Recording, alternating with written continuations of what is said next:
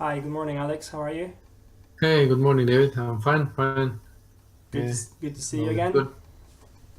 Yeah, Um, yeah, good to see you too. so I want to try something different, and I'm playing some over the board games with a friend who's similar rated in strength. We're playing 25 minutes plus 10, Yeah, and we're really trying to beat each other. So his FIDE rating is about 1860. I think he's been okay. 1950 recently. He's been having a bad a bad month or so. Um, Yeah, yeah, yeah. So it was a pretty competitive game, and we're gonna try and do this more often. And I thought maybe reviewing these games might be useful for myself and for both of us, and give it a try. Yeah, yeah, yeah.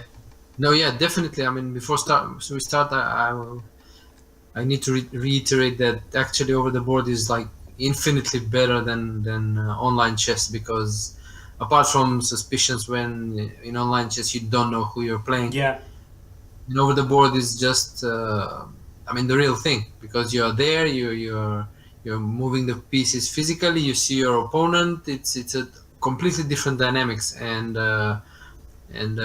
also the concentration should be much higher. it is. It is. It's So, much more enjoyable. Time flies. Like you don't notice, and exactly, it's 11 p.m. On exactly. the Yeah. computer, it's not the same. On the computer, I usually have to No, fight to no, concentrate no. on one Well, I mean, window. my recommendation would be if you can continue doing it over the board to keep doing it, and it's much better to analyze those games than the online games because okay, over the board you're there, you know what you have done. I mean, and you can also feel your opponent. Like I said, it's completely different dynamics. So if you can, please just continue doing. I mean, playing over the board games rather than online. Sounds great. Hopefully, anybody watching this will also take the recommendation. I do find it much more enjoyable, and I do think as well as you that it's better for learning. So, should we get started? Yes, yes, yes. Sure, let's go. So I'll talk you through what happened. This is the first game. So I played the black pieces, and Yes. so my opponent always likes to play this little weird system. So he lost this game. So we'll see if he changes. Yeah, yeah, Knight f3, knight f6, and here usually I play the Slav with c6. yes, yes. Yeah, we Um, analyzed one game like this. If you Yeah, remember. but I've Yes, been saying to you I want to change what I play, so I yes. played e6, Okay. Yeah. which is very unusual for me, but I went for it anyway. Uh huh. Bishop g2, bishop e7. Again, I don't usually like putting my bishop on e7, Yes, yes, but but one moment here, one moment here, okay, okay?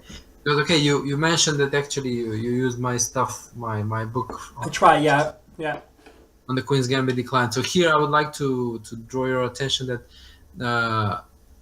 okay, Bishop e7 is a normal move, but it's not the most precise move if you want to follow my recommendations because okay, when White fianchettos his bishop, that yeah. then he also has the possibility to enter the Catalan by c4. Hmm. So this is your move here on move 4 is closely connected to the Catalan line you intend to play.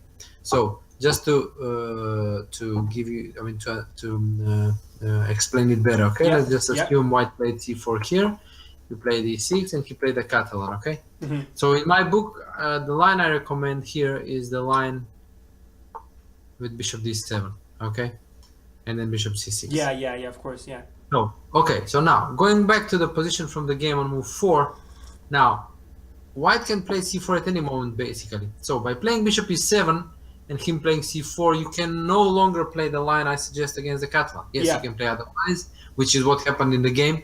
But if you want to follow my repertoire, then you cannot play bishop e7. Okay. Yeah. So here in the book, I recommended an alternative, which is quite good, and it's the move b5. Hmm. So the move prevents c4 and also opens the option to develop the bishop quickly on b6 Yes. and b7 and a6. So okay, I won't go into much detail. It's a pretty good line. I have played it myself too, and but I'm just pointing this out as an explanation about the move order from the game. Sounds good. I'll try that next time. I mean, if he watches this video, he'll probably try and play something Yes, of different so that course. I don't get to Yeah, play yeah, yeah. b5. But if I ever get this set up again, I'll play b5. Yeah, b5 and then okay, bishop b7 or bishop a6, then followed up by quickly knight d7, c5. The bishop comes out.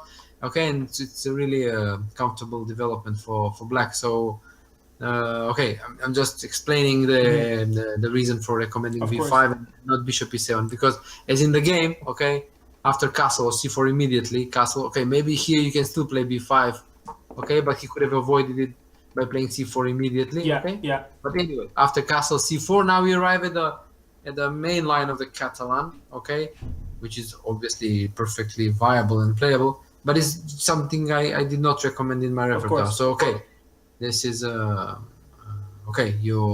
I mean, you played okay in DC4, which is the main move, probably the most reliable move here. Okay, the alternative is the closed system by playing C6 or maybe knight D7. But if you do play the closed system, then it's better to give that check and go back, provoking the bishop to come to D2. But that wasn't possible in this case because he castled early. Yeah, So yeah, DC4 is the main line, the most probably the most reliable line in the Catalan. But yeah, it's just that I did not recommend it and analyze it in my book. So okay, let's see how the game proceeded. Yeah. yeah. I haven't made too much headway through your book yet, so Aha. I only like read the summary basically with the book that we published, the short and sweet. Aha. So I still have to do a lot of work to catch up on all your lines, but I will do it at some point. I'll do the work. Yeah. Okay. Good. Good. So knight bd2. Okay. Knight b2 is odd. Yeah.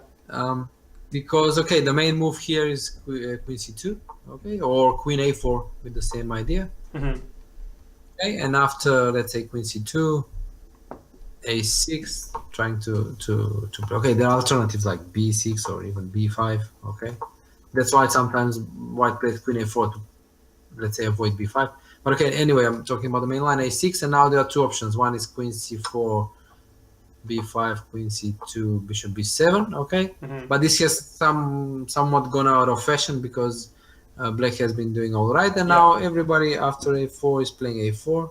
I mean after a6 is playing a4, bishop d7, queen c4, bishop c6, and we arrive at this basic position of the main line Catalan. So this is the main line and probably the safest way to play. Another alternative, I mean popular alternative is knight e5. And this after the forced knight c6, bishop c6. Okay, taking with the knight is not that critical. Okay, this. Queen e8. Yeah, yeah. Yeah, we arrive at this position, which is okay. Now again, queen c2 or queen a4. hmm We arrive at this position where very often black sacrifices a pawn for some piece activity. And again, this is a heavily explored line, and black must really know what he's doing because easily he can end up being a pawn down for nothing. Yeah, yeah, So this requires serious study and memorization. yeah. So But in your book, you avoid these lines, right? yes, I avoid these lines. Yes, Okay. because I suggest another one, which I mentioned earlier. Okay, DC4 and bishop Of course, d7 with of course. All right, so that's good. Then I'm not gonna study these lines too hard. Then. yeah, no. So knight d2. That's why it's odd because okay, when I was looking through this game, okay, you played c5, which is okay, the typical Catalan move, but here I would actually prefer playing b5 and defend that pawn. Yeah, you don't think? Okay, so b5, it doesn't expose my rook to anything. No, there's always this knight d5. So Okay, yeah. Okay, I think I mean I when I looked over without the computer, I thought I like c5, but when I looked at it with the computer didn't like knight bd2, and the computer didn't like c5, and I'm guessing the computer does like b5 as you do, because you can just defend it. But yeah, I think I was affected by a bias, basically. You know, no, don't be too greedy. I was afraid of exposing that bishop onto my rook, but yeah, you're right. Knight to d5, and you're probably okay, right? Knight to d5, e4. That doesn't matter, right? doesn't matter, you go back. So I mean, then he forecloses the diagonal. So you know, if he wants to open it again, he has to push e5, and then you go back to d5. So Yeah. No, that's nice to see that you can actually keep that pawn, because yes, of yeah. knight b2. And the knight is awkward on d2. So I mean, if the knight cannot take on c4, then the knight has no idea on Yeah, d2. yeah. So that's why I mean b5 is a good move to play here. But okay, so okay, c5. I don't like c5 because after knight c4, knight c6, let's say like this, as I have written also in the comments here. Okay, Mhm. this is a typical Catalan structure, symmetrical structure where white is just annoyingly better because of the difference of the light squared bishops. Okay, you see, you have problems developing your own. Yeah. He has an excellent fianchetto bishop. I mean, pressurizing you on queen side. Yeah. So I mean, So because of c5, this I gave white everything he wanted, basically. Yeah. yes, basically yes. I mean, okay, this is still playable and probably tenable for black. Just that it's not to my liking. I mean, if you have an alternative to play something else and even better and avoid it, why don't not do it? I mean, this is partly the reason why, for example, my repertoire was to go bishop d7, bishop c6 so quickly in the opening. You know, Yeah. just solve this long-term problem of the bishop being stuck on c8. So, like, okay, that's part of the reason because of playing these kind of positions with black is an unthankful task. I mean, it's I agree. You know, I did feel a little bit of pressure at this point. yeah. So I understand what you mean. Yeah, it didn't feel too comfortable. No. I mean, you're suffering. I mean, you are suffering. I mean, this one on c8 is really Yeah. Yeah. annoying. Okay, and now, for example, okay, he played bishop g5. Okay, possible, I suppose, but a typical plan in these structures is to go a3, and then maybe b4, kick this one, and then bishop b2, maybe queen b3, rooks in the center, and you're suffering because you can't develop the bishop on c8. So kind of really getting claustrophobic for black, at least to me. So Yes. Yes. so I don't like it so much. No, I agree. What I want to do is, like I said, I learned about 20 variations of the QGD, and about 16 were yours, and 4 weren't. So what I'm gonna do next is I'm gonna forget the 4 that weren't yours, and I'm gonna learn yours. Yeah, well, okay, yeah, thanks. It's it's taking a step at a time. Like your book is obviously a Grandmaster level book because you use it yourself. So you have to Yeah. split it into chunks because if you try and learn it all at once, it just seems like Everest. Yeah, it's true. That's true. Yeah. Okay, but okay, yes, taking one step at a time, Yeah, you get. So it's good. of course. Okay, So okay. Bishop yeah, should we move g5. on? Okay. Yeah, Okay. Bishop e7 is okay. yeah. And now, okay, knight e5. I don't like it for white. I No, mean, because I thought because knight takes on e5 is forced here. yes. I mean, 95. Okay. I mean, this. I mean, as you wrote in your comments, I mean, that was correct. I mean, exchanging the pieces and then playing queen a5 was actually helping you Mhm. because okay, you are a bit cramped, so Yeah, exchanging pieces helps you. Even though it does open the long diagonal for the bishop, it still helps you. Okay, because yeah. after queen a5, we have this like slightly unpleasant attack. So I Mhm. mean, here, I mean, rook c1 would have been okay, probably something I would have preferred. Yeah, so keep So developing because the yeah, rooks are not playing in the game yet. He needs to yeah, get his pieces working, right? Yeah. yes. And And then okay, if the queens, the other rook comes in, and then you yeah, really suffer my because opponent seemed to think that if he traded queens, he would have a much nicer position, and I wasn't sure I agreed. But what do you think of the queen trade instead? no, yes. Here, for example, I mean that's why, for example, rook c1 is what I would like because the queen exchange helps white a lot because No, no, yeah, no. here. I wouldn't trade queens. I mean, like if he traded queens, Okay, but you mean immediately? yeah, before knight f to e5, Okay, take. or maybe Okay, this requires a little bit of thinking because now you see, I mean, in these positions, okay, we realize that the problem is the bishop on c8, but okay, playing b6 is not really possible, right? no, With no, this one. Okay, so the only way for the bishop to be developed is either to push e5 and get it, I mean, out on e6, f5, or elsewhere. Okay, but that's also not very probable. no. So the only way to develop the bishop in these structures is to go bishop d7, bishop e8. Yeah, okay. And then if you manage to do that, you're fine. You're absolutely fine because you have avoided any weaknesses on the queen side. You have developed bishop on e8. Okay, it is developed, although it doesn't look too, I mean, exciting because you're not blocking the rooks anymore. So you Yeah, have development. It covers c6 just in case, okay? And then you have a perfectly solid position and you're doing fine there. yeah. So that's why I mean taking on d8 I'm not sure because it sort of helps black because take the Yes. rook out of f8 and then after bishop d7 bishop e8 it won't be stuck on e8. I think maybe he meant let me change the position. I think he meant maybe now, but I don't think it makes a difference, does it? Well, Yeah, if he does it now, I don't think it makes any difference. We just transpose, right? well, yes and no, because Oh, okay, the now bishop's you can't. hitting b7. Yeah, and then also bishop d7, maybe he can take it and then have the advantage of the bishop pair. Mm-hmm. So but here, okay, here, okay, let me think. So you Probably think? a move to make his h6 at anyway. Yeah, yeah. That must be played just to get rid of the pin.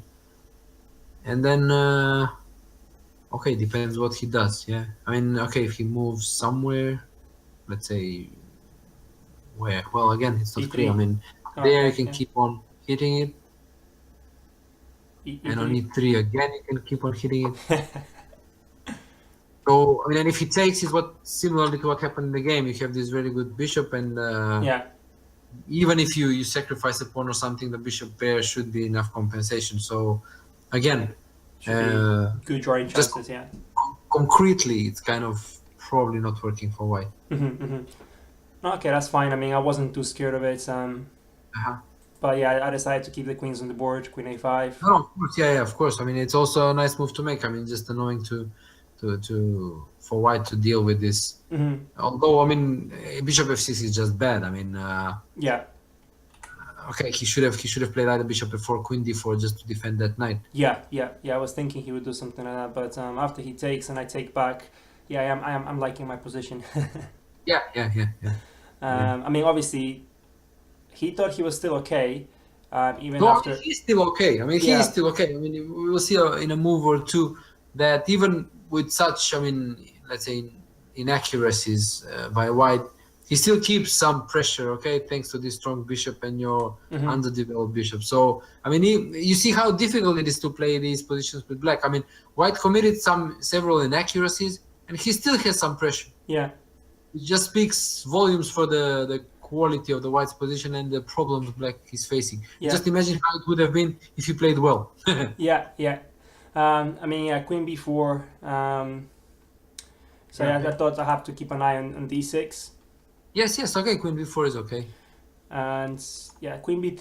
I don't like by him. I don't know what you think of it, because I thought after queen takes b3. Actually, it is okay. You think it's okay? It is okay because I mean, okay. Look here.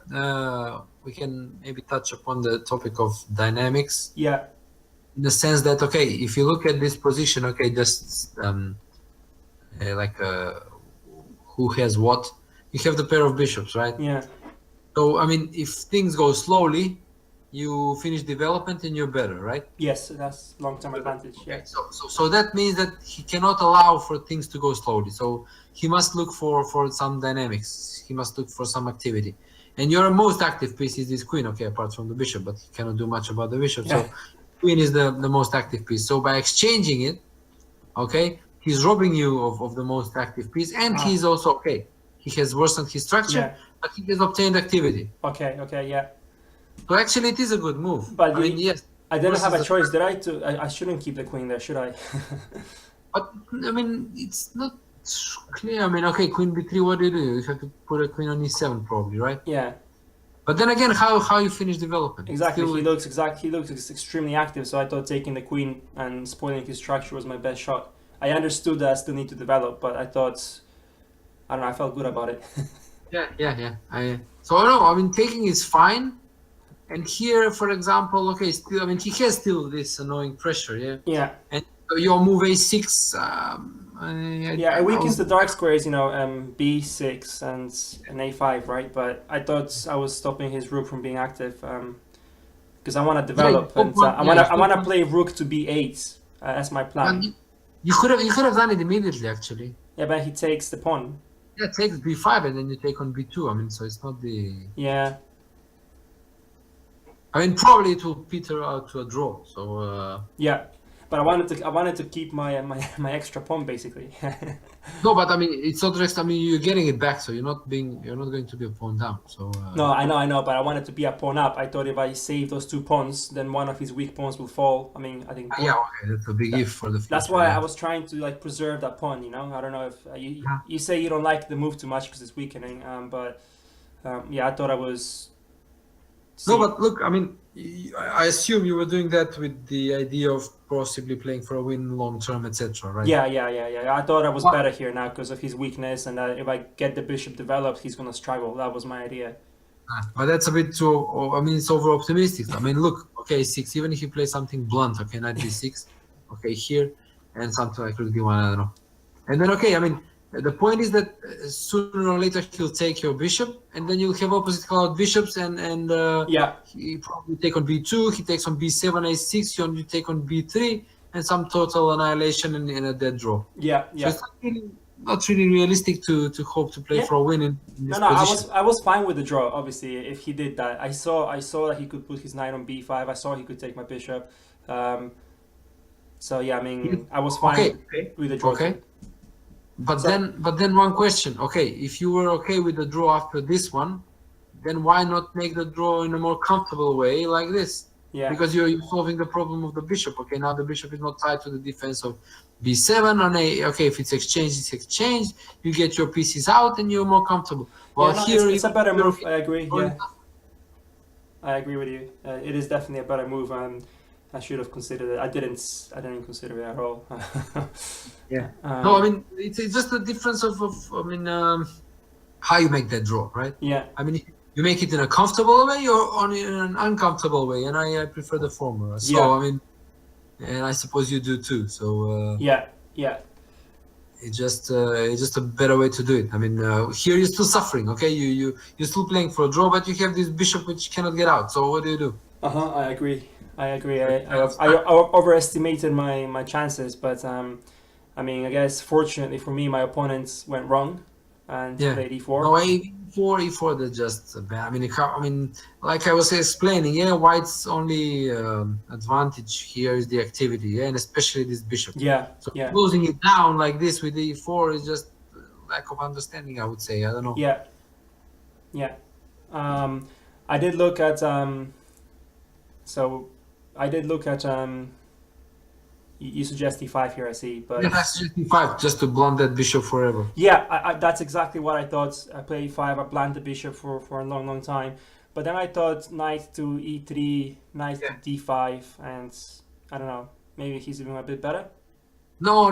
Better, he can never be better. I mean, look, even let's say something like this, okay, 95, okay, Yeah. and you play a move like bishop d8 or something. Okay, even okay, let's take okay to make it even more direct, yeah. Mm-hmm. Okay, and let's say you put a rook here, okay. So this is, I mean, more or less a draw because that pawn is not going anywhere, okay, and the opposite colored bishops just mean that okay, sooner or later there will be some sort of a fortress or Yeah, of course.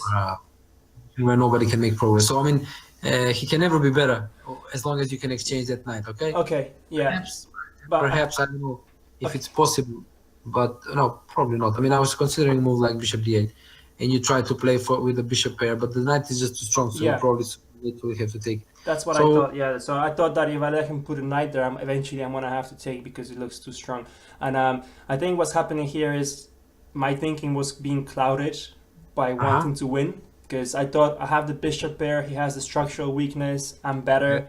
I should win. So that's yeah. why I didn't play e5 because I thought that looks too drawish, and I played my bishop to d4, which looks I don't know more active. And my plan was to sometime play b6, play a5, then maybe put my bishop on c5, and that's what Uh-huh. I was No, thinking. but okay, that's being maximalistic. Okay, you play bishop d4 with the idea to play e5 and not close your bishop behind the pawn, right? That was one idea, but he can obviously play e5, so I thought he would play. Yes, I mean yes, that's the point. I mean here it's important to realize that it's more important to play e5 yourself and prevent his e5 than to play bishop d4 and allow him to play e5 for a second time. No, but don't you think? Hold on 1 second. So wait, I wanna check here. None of this. So here e5, and then what was my plan? 1 second.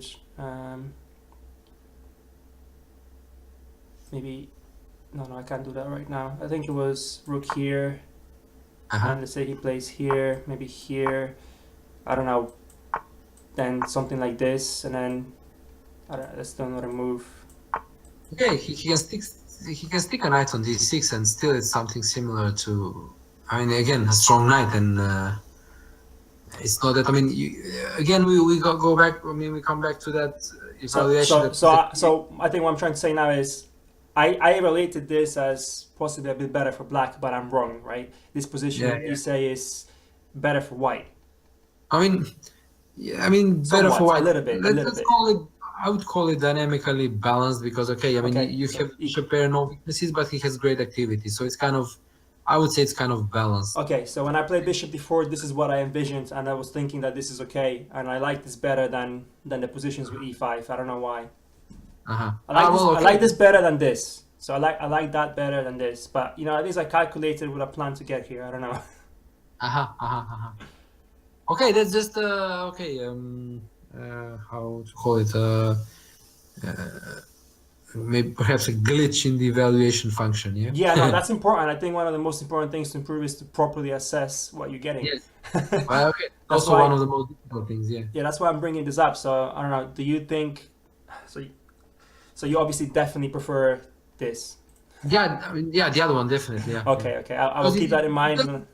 It's just more problem free for black. Yeah. You know, I'm looking at it from the perspective of the problems you need to solve. Yeah. So okay, here it's kind of still annoying. Okay, I mean, you have to suffer a knight on d6. This one is active. He's controlling the file. I mean, he has things going on for him. Yeah. Here, it's just problem free. Okay, here, take it. What problems do you have here? I agree. So I think the issue here is again me trying too hard for a win. Yeah. Well, that's just as you say, your evaluation was clouded by I don't know. My will to win. My will to win. Will to win, which was not really based on the position. I agree. Yeah, I agree. I think I need to be more accepting of a draw when it's the logical progression of the position. Yeah, you just play by the position, and then whatever happens, it happens. Okay, yeah, that makes sense. That's a good insight. Should we go on?